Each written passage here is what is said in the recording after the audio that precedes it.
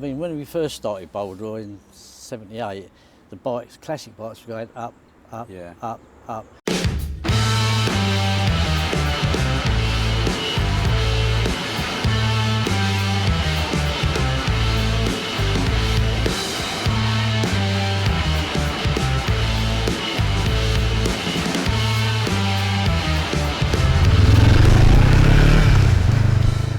Right, we're back at Baldor. Typical, I thought it was going to be rain today, but it's actually sunny. I should be out on the bike. But I wanted to show you a couple of bikes, well, 3 bikes actually that Dave's got, because it's always quite interesting, isn't it? We've just been up to Fuel. Me and Dave took my Tiger 90 up to the Fuel Cafe, and they've got it there as an exhibit. So if anybody wants to have a look, and have a cup of coffee, the bike sit up there. I'll put a picture, I'll show you, see what it is. Right, let's go and talk to Dave. Let's do an update on Baldor. Get some really interesting bikes like to have a look at. Come on. Right, here we go. We always do this, don't we, Dave? Say, hello, Dave. And you go, hello, Paul. Oh, Paul. It's like being on an episode of Country File, isn't it? So, there's Caught me back, dirty hands. You're busy.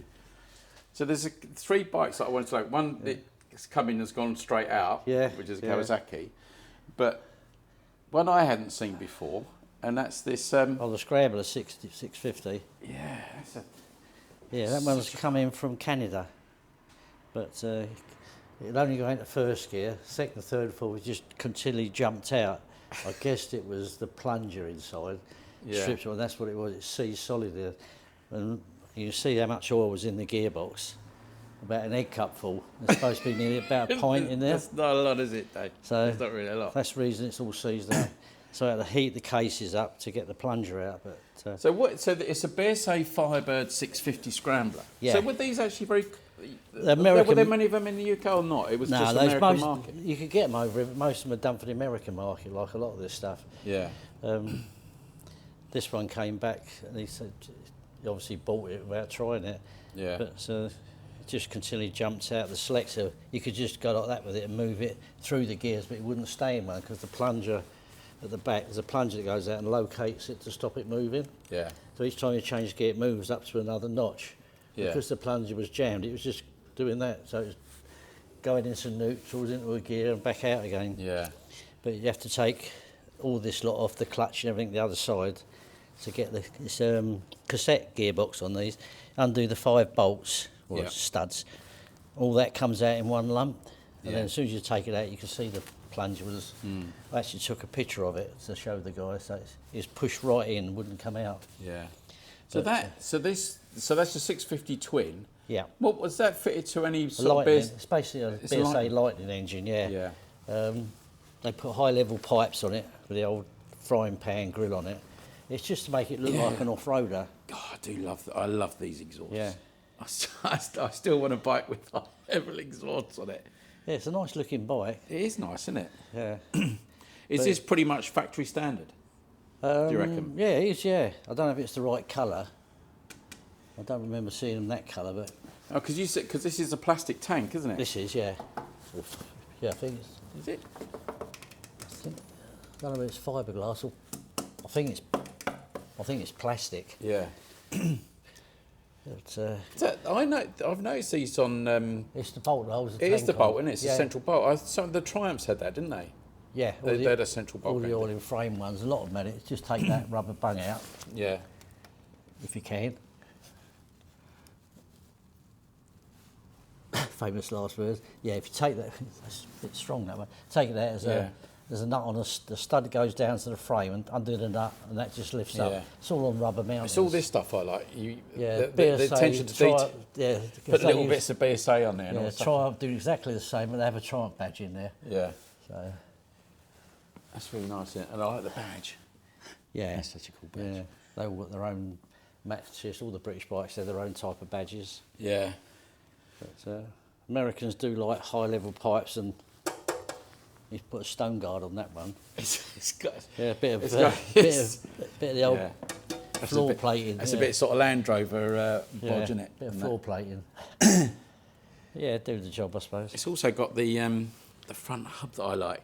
Yeah, with that's the grill and the vent. Well, it came out in '68 for BSA and Triumph, so yeah, A lot of the stuff with the BSA and Triumph use basically the same forks, same wheels. Yeah. So what year is this? 68. 68. Yeah. It's quite unusual though. It's just a really unusual style. They didn't use that tank on anything else, did they? Do you reckon was that specific to this bike? What's the other one they used to use it on? The Mark II. Oh, what's it called? I'm trying to think what it is now. Yeah, It's just an interesting shape, isn't it? It's quite an odd shape, that tank. Oh, Spitfire. Yeah. The Mark II Spitfire. Some of those had them on there. Yeah. You had an option of the little American tank or the bigger tanks. Yeah. But just quite unusual. I don't think I've ever... But yeah, you know, you say that model, yeah, I've seen it on Spitfire, another bike. I think it was 66. They had GP carbs on them. Yeah. They were so temperamental for road bikes, they went back to concentrics. Yeah. So it was only that 1 year they done it with the GPs on. What are these engines thought of? Are they well thought of? Yeah, they're a strong engine. A lot of people don't like them. They used to call them egg engines because it's shaped like an egg. Yeah. But the purists like the pre-unit, and everyone else, later people, younger than me, like these ones. I mean, the best idea is that cassette gearbox. That's a brilliant idea. Yeah. Yeah, you can see that now, can't you? You can see how the whole thing just comes out. Most of them have a lot of struggle trying to get all the selectors and plungers in place and the arms. Undo that, the whole lot comes out. I mean, all the modern Jap stuff, a lot of them, the Yamahas and stuff like that, they all have cassette gearbox, race bikes. They can take it out if one month, put a close ratio box in for a different track. It's got to be the way to do it, isn't it? Make everything modular, just clip it in, clip it out. Yeah. Yeah, that's a really... and what a bike like this, well, I mean, we know that classic bike values are all over the place now, aren't they? Something like that at the moment, probably 6,000–7,000. See, I don't think that's... this time last year, that's probably double that. But everything, all the bikes, cars, everything. The motorbike market is so volatile, even for new bikes and old bikes, isn't it? Yeah. And I think we've had this conversation before, that the bigger bikes like this, they're falling out of favour, aren't they? People are going for the small... all the old gits like me. They can't push them, can't start them, so they're all after... If you're 65, 70 plus, a lot of the guys will struggle to move it about in their garages, or they can't kickstart them. They just want a small, lightweight bike. A lot of them want a British bike, so they go for these new Royal Enfields and new Triumph 400s. Yeah. Just jump on and they're light, press a button and go. Yeah. And they just want to pop down and get the paper and pack of the fags, and that's it. Yeah. I mean, no one does big mileages on them now. Nobody does big mileage on any bikes, as far as I can tell. Well, the majority, people obviously do, big tours and that, but you see bikes that they're just sold. They've had 5 owners and they've got like 2,000 miles on. Yeah. You think, what are people doing with them? They're leisure toys, really. It is, Even these guys, we get them coming here. They've got the latest BMW R1250s and that. You look at the speedos, 2,000–3,000 miles on them, and they're loaded up with panniers. So do you actually go anywhere? Well, I'm going to look at a bike on Friday that I'm doing some video on. It's a 2024 plate Harley. It's got 1 mile on it. 1 mile on it, and that's in a dealer. He's probably pushed that around the building. Yeah, I don't know, 1 mile. But never mind. No, that's lovely. I think that's really nice. Oh, there's the guy I've been waiting for. Oh, he's delivering some bits. Well, while you're sorting those out... It's a load of spark plugs and classic oil. Classic oil. Yeah, you can't run these on semi-synthetic or fully synthetic. While you're sorting that out, we'll get the other bike ready to have a look at, because it's going from sort of like one type of classic, which is sort of slightly going out of favour, to a bike which is really in vogue now. Yeah. So we'll have a look at that. Right, so this is... So you can tell me all about it, because I'm fascinated by these, and I think they're just a beautiful bike. Yeah, it's the first of the A1s where they've done the unitracks. Yeah. Single-sided back Unilever, whatever they call it. Come out in '83, this one. It was sent from Japan direct to Canada. Yeah. And then from Canada over to here. Yeah. But it's in,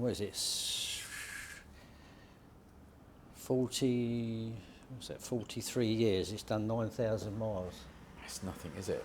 And it starts up and runs brilliantly. So it's been here 2 days or something, and sold straight away. Sold out, isn't it? But as soon as you start it up, you can see why. Yeah. It's literally...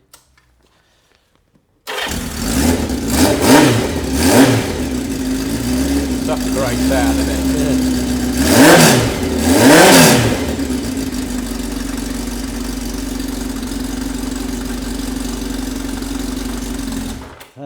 just I don't think anything sounds like that now, is it? Do you know what I mean? That's got a real distinct sound, isn't it? Yeah. Something quite sort of 60s. really, really 80s. dirty, isn't it? Yeah. It's like a really dirty It's got sound. a real growl to it. Yeah. But it's unusual to find them with the original exhaust. Yeah, you got the original exhaust. Normally they rot from the inside and you end up with the baffles. mint, aren't they? There's not a spot of rust on these. Well, I don't suppose they've ever put salt on the road or it's been out much in the wet. Yeah. But normally the baffles all go down through the back end of the sides and they just fall apart. Yeah. So hence you see most of them with 4-in-1s.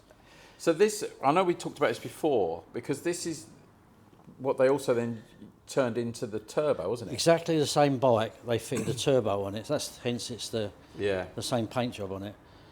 Yeah, so that is the turbo paint it's job. The carb version, not the turbo version. Yeah. But I mean, I can remember when that turbo came out, going to a dealership where they were sort of showcasing that to all these style, and they had the turbo there, and we were just in awe of it. That's wow, it. It came out at the same time as a GPZ750R. Yeah. So you had like a water-cooled 900 double overhead cam 16 valve, and a 750 with a turbo on it. It's just such a cool bike. I think this is nicer than the 900. When I look at this, I just think it's just a much more comfortable bike. It's more upright. In lots of ways, it's more classic. Yeah. And lots of racy looking, which is a lot of people aren't into full fairings and low bars. No. But, it's such a nice bike, and such an unmolested one as well, isn't it? Yeah, I don't think there's any. 9,000 miles. I think probably the only non-standard thing is probably the screen. I don't even know if that's. No, it's a aftermarket screen. That's probably the only thing that's been put on it. But other than that, the bike is completely standard, which is very unusual. The stuff you quite often find on these is this. The black finish goes, doesn't it? And then that's a bugger because you've got to really basically take it off. Once the salt gets underneath and eats the aluminium, it oxidises and lifts all the black paint off. Yeah. The later Triumphs were known for that, so they went back to like powder coated, not the black. So what's the power on this one? What these ones I run? think they're around about 85, 90. Yeah. I think the turbo's probably another 10, 15. Are these quite heavy though? Do you know what's the idea of the weight of these? I'll try and find it if I can. I'll put it up. Probably about 210 kilos, I suppose. Yeah. Everything seems to be around about that weight for 750s. Yeah. And the only light ones were the GSXRs. Yeah. When the GSXR 750 came out, I think that was probably about 170 kilos, 180 kilos, which is miles lighter. That's a huge amount, isn't it? Yeah. It doesn't sound a lot, but every 10 kilos you take off is like adding another sort of 5 horsepower, isn't it? Well, yeah. At the end of the day. So it had twin discs on the front. Yeah, it's got the anti-dive, although they weren't the best things, but. So what's that? So that's new on me. Then what is that doing then? Is that linked to the strut? Yes, it's linked to the suspension in there, the hydraulics in there. So as you brake, that's acting as a bit of more of a damper to stop it. It's linked to this. It's linked to the brake. Sorry. Okay. It's linked to the brake. So the more pressure you put on, the harder it locks up the suspension. Oh, okay. It's all a bit technical for me, but I sort of know the term anti-dive, but I didn't know that's what. Most people just took them off and blanked them off. Oh, really? Yeah. It wasn't. Yeah. And then we got the square headlight. The funny thing is, this is about the only bike I think, if you compare it to that Laverda, that doesn't work to the square headlight, but it actually sort of works on the Kawasaki, doesn't it? Yeah. It's odd. It does actually work. It hasn't dated as badly as some of the other bikes with square headlights. I suppose the indicators are a little bit. It's quite fun, isn't it? I put big square indicators on it. They're whoppers, aren't they? But I suppose at the time, it sort of looked right, didn't it?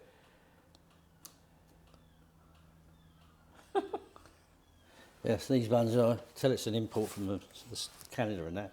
The lights are on all the time with front indicators. Oh, are they? They're on all the time, yeah. Oh, I didn't realise that. Where are you? Yeah. They're constantly on. Yeah, they're lumps, aren't they? Jeez. Bright old things, aren't they? It's a cool bike though. But you don't, I think the attrition rate on this era of bike is quite high, isn't it? You don't see that many of them. And when you do see them, they're pretty knackered. The trouble is, over the last 30 or 40 years, first 2 or 3 years, all bikes, everyone keeps them pristine and standard. Yeah. Then it's, oh, I want different footrests, I want different exhaust. Yeah. And over the years, they get so changed that you can't find the parts to put them back to standard. No. So 40 years later, you very rarely find one like that, with the only change is the screen, original, yeah. which you could swap. Yeah. But you try finding a standard exhaust system. Yeah, you won't. That's the first thing everybody changed, wasn't it? Everybody changed the exhaust. Especially on these. I mean, most of the Jack bikes, the exhaust rotted out within a couple of years. So nice. Oh, it's lovely. Nice I shouldn't have sold it, should I? Yeah, and you bought those glasses and everything. Yeah. Oh, my Ray-Bans. I need to tell that Dave actually went out and bought some Ray-Ban aviators when he bought this. Literally, I'll not kid you. And now he sold the bike. Yeah, only because they was half price. I didn't realise we go to the old opticians, they give you a pair every year. You're allowed one pair of glasses, half price. Yeah. So I thought I'll have a set of them Ray-Bans then if I can do it. Yeah. I got the bike and now I need the glasses. Got the missus taking the mickey out of me now. Thinks awesome. about the right height for him, but that's about it. Tom Cruise, eat your heart out. Right, so going from the GPZ to the last bike, just to have a chat about, from another era. Let's have a look at this. Let's move this one out. Well, I'll get it out for you. Okay. It's a 72 Daytona 500. It's been stood for 10 years. Right, tell me about this then. The guy, believe it or not, was given this. Really? Yeah, by a friend who's able to ride it anymore. It hasn't been run for 10 years, but he wanted it all updated, 12 volts, with all electronic ignition, all the latest bits and pieces. Yeah. So we've got it all up and sorted out. It did have energy transfer on it, so we put all modern electrics on it now, complete with ignition. Yeah. Put all bits and pieces on it. All the inside of the engine has been done. All So- the electrics have been done. So what is the engine in this one? What's the capacity? It's a 500. 500. So basically a Tiger 100 with a twin carb head on it. Yeah. It's got high lift cams, high compression pistons. This is of all the 500 Triumphs, this is probably the most sought after one. Yeah. These were almost as fast as a Bonneville when they came out. Yeah. But a lot lighter. Yeah.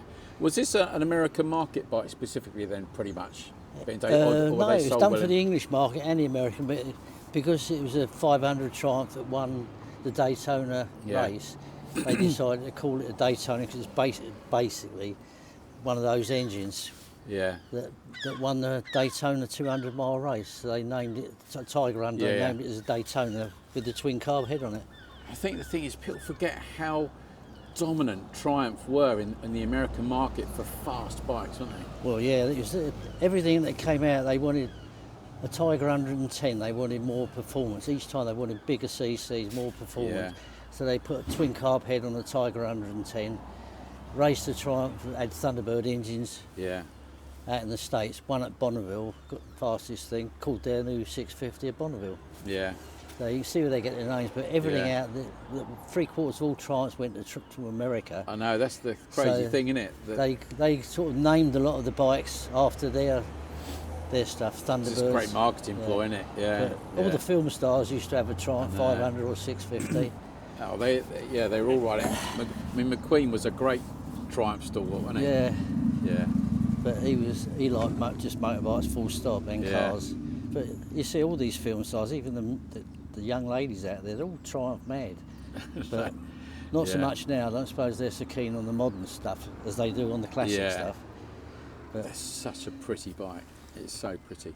And this now is the sort of the archetypal. When you think of sort of classic Triumphs that people want, it's the sort of Daytona. Just gives an image, doesn't it? It's just an amazing bike. Just stunning. So what age is this? When did this one come out? I can't remember if it was a 72 or 74. I know we had this conversation that we were talking about that. When this bike come out, at this period, what were the Japanese bringing out? Cool, blimey. Like the CB500s, CB750s, Z1s, GT750s, XS1100s. They just swamped the market with something that was so fast that when the CB750 come out, it just went ballistic. And it everyone, made these look instantly ancient, didn't it? yeah, well, they would do, wouldn't they? Absolutely ancient. Yeah. But the funny thing is that it's these which are still sought after bikes. They sort of fell out of favour because of what the Japanese were doing. But then this is the bike everybody wants now. It's funny how the market goes round and round and round. Yeah, I mean, the Japanese bikes are great until you come to want to restore them, and then you've got to get an American Express card out to pay for the parts. Yeah. If you can find them. Yeah. But with these things, so they've been doing the same thing for 40, 50 years. Yeah. You can get virtually every single part from one of these. Who would have thought that would be the case when companies like BSA and all the rest of it were going down the pan, that all these years later, people are still buying these, making all the parts, you can get every part for a bike like this. Yeah. Bizarre, isn't it? The world's crazy, isn't it? Absolutely mad. But these, you don't see a lot of these though, do you? They're still quite quite a rare one, the Daytona now? Yeah, because when these came out, everyone was going to Jap stuff. I mean, these were around when the CB500 came out, and everyone's going like 5-speed box, indicators, electric start, everything that should have been put on these 10 years before. Yeah. I mean, the Tridents, everyone said when they came out, I think it was 6 months before the CB750. As soon as word got out, 750 4-cylinder overhead cam, electric start, 5-speed, it was like, hang on, we better hang on for this one. Yeah. And it killed the British market overnight. Yeah. And then what happens 2, 3 years later? Kawasaki bring a Z1 out, kill the market for Honda. Yeah. So it just goes on. And of course, the Triumph factory comes out and starts up again with their models, but they didn't quite hit the sports bike market. It's amazing to think though that Triumph, how successful Triumph have now continued to be. You know, in all the different guises it's come out in. But they sort of somehow they got it right, didn't they? Triumph eventually. Yeah. You know, and they're huge. And now they've got the market right with the small capacity bikes. Yeah. Royal Enfield, Triumph. You've got to have decent people in charge. You've got to people that understand the whole world. You've got to read the market, haven't you? Yeah, and they're really good. So I always, this is like the Antiques Roadshow. I always ask, what's a bike like this now worth, Dave? This one probably not as much as it was maybe 5 years ago. The market changed. Those probably one of these probably about 7,000, but now you 5.5. Yeah, but they haven't dropped as much as Bonneville's have dropped down horrendously. I sold a Bonneville when I was 16. I sold it to a guy in Chichester 8-9 years ago for 10,000. Yeah. He wants to know if I want it back. He said I'll take 6.5, 7 for it. Nobody wants to kickstart a Bonneville. They'll go out and get an electric start one. Press the button. It's not the same. I suppose the thing is, you don't know whether that market will come back now, do we? It's not so predictable. It never is predictable. But I think I don't know whether the market will come back again. I don't know. I mean, when we first started Baldor in '78, the classic bikes were going up, up, up. And then, of course, once all the Japanese start bringing their bikes out, the older guys think, well, I want an electric start. The prices went down a bit. And then suddenly people got, old guys, suddenly got all their pension money and stuff. What do I want? I don't want a Jap, I want an old bike that I had when I was a teenager in the 60s and 70s. So they go and buy one of these. They probably only ride 100 miles a year, but they can tinker with it, leave them in the garage, and they'll play all day long on it. The only problem with the sort of hit these bikes again is the fuel, isn't it? It's the bloody that does all the same that crappy fuel that we're putting in the bikes. It doesn't help, does it? That mucks fiberglass, rubber, anything like that. It just corrodes it. I mean, a lot of these old cars, old British cars, they had fiberglass bodies and tanks and stuff. All the old fuel hoses and stuff, it just eats through and perishes a bit, rusts everything. Yeah. Because ethanol absorbs water. People leave the tank for ages and ages. The water goes to the bottom, rots the bottom of the tank out. You try starting it, ethanol just clogs everything up. Yeah. I'll be interested to see what the market does with this over the next sort of 5 years. But they are still, as you said, when I bought my 350, it's no tax, there's no MOT, it's easy to ride, it's easy to start, But I think there was a time when people like myself wanted to dabble in that world of classic bikes, but wanted something simple and cheap to ride, easy to look after. And I wonder if that little spike has gone again. Right. Thanks for that, Dave. That's all right. It's pleasure. Been really good. So yeah, I still think I still would like to take the Daytona home, but that Kawasaki I think is a cool bit of I'd kit. like to take it home, but it's sold now. Yeah. We still got the sunglasses. That's the important bit, though, isn't it? Yeah. I just have to have Tom Cruise on the window of my van. And just Right. Thanks everybody, and I'll see you in the next episode. Take care. Ride safe.